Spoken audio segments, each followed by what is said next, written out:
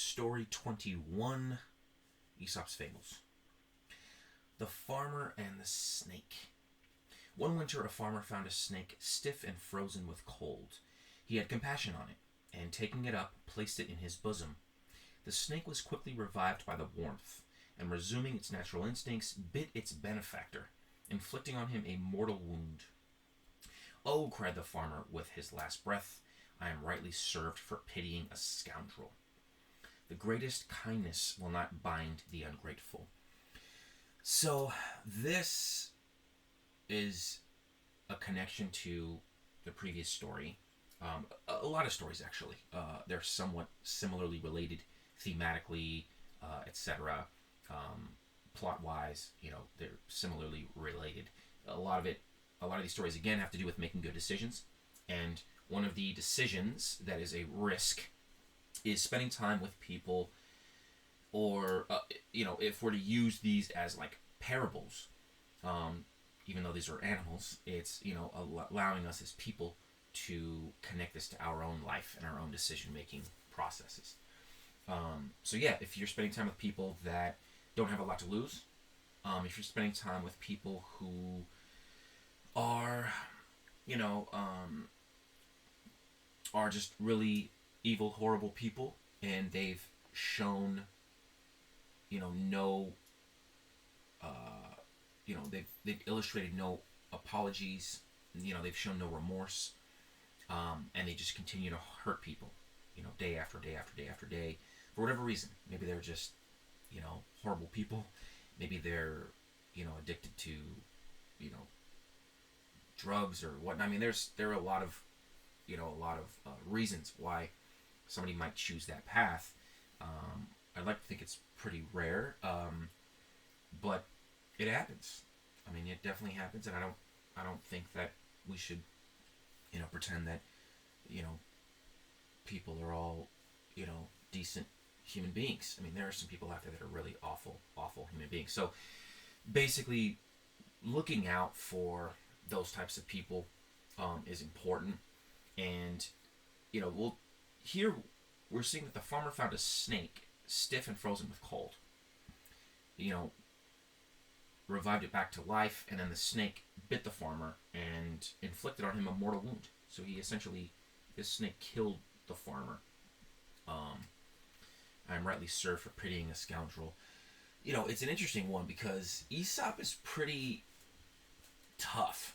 Like his analysis of decision making and of sort of human nature, even though he's talking about animals, obviously, he wants us to make the connection to human nature. I think this really speaks to if someone is just a horrible human being. I'll give an example. I think this more has to do with, not to get too judicial here, but people who continue to commit violent crimes.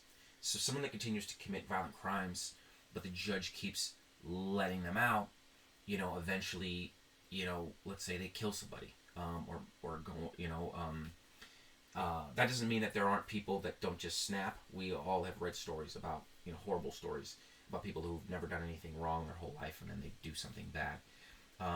But this is just an example, I think. It's basically the analogy of, if a judge resurrects this person's life, even though they keep committing these horrible crimes, and saying, "Oh, well, we'll only give you, 1 year, and then he's out after a year, or she, or who, whatever this case is," and then eventually, boom, this person ends up committing an abominable crime. That's even worse. So, they always say,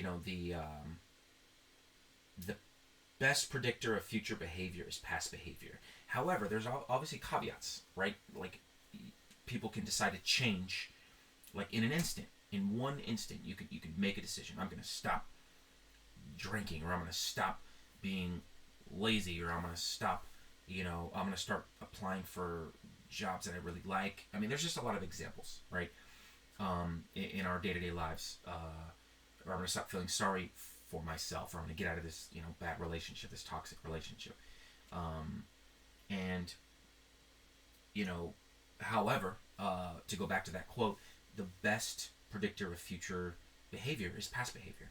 So I think this bodes, I think this is interesting, because the obvious question, right, is if you came across somebody who you obviously knew was a bad person, and they were, and they were dying, would you save their life? And I think some people would. I think that, in a lot of circumstances, a lot of people would.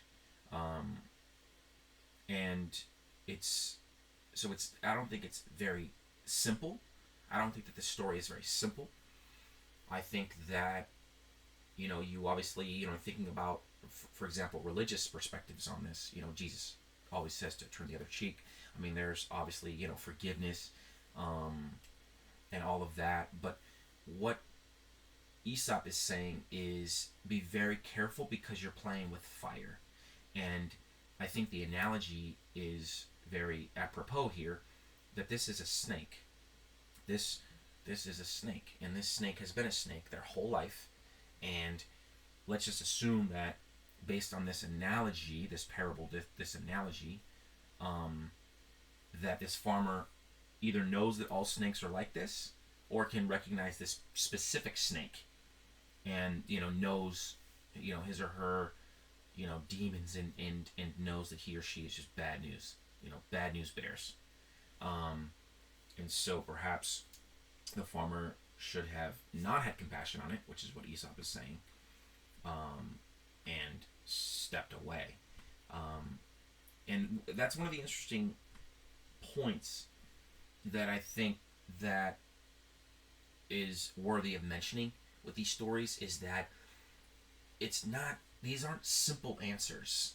There's so many, partisan opinions, and, beliefs and ideologies. There's so many, when you look at specific cases, when you look at different counties, you have, like in Oregon, where I live, there's Measure 11, or I live in Washington, but I've lived in Oregon. There's Measure 11, so there's mandatory minimums. And, so there's a lot of politics, there's a lot of partisanship. There are a lot of factors that come into play with regards to this, but Aesop is saying, in general, you're playing with fire if you keep trying to jump in and help people who have sown the seeds of their own destruction by being vicious, ruthless, and abominable to their fellow man over and over and over again.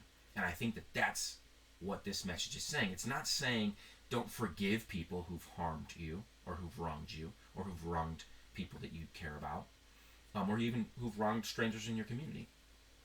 I don't think that it's saying that. I do believe that he's saying to be careful when you're playing with fire in this regard, and I think that that's the most important aspect of a lot of these stories, is just try to make good decisions, but don't walk around in this Pollyanna world, and it's kind of like Pinocchio, when he ran off into that island. Like he realized, wow, this world is a scary, dark, wacky place. There are a lot of great stories, and even a lot of children's stories where that's a theme that we are faced with, and that's I think one of the most important facets of getting older is realizing that the world is not sugar plums and gumdrops. Like, you've got to be savvy, be vigilant out there in the real world, and know that sometimes people are out there to harm you, to take advantage of you, to try to take what you've got, and and they might not think the way you think. They might not operate even in the same universe that you're operating in. So I think the key is just to be careful and to try to be vigilant and make good decisions as much as you possibly can. Thank you very much.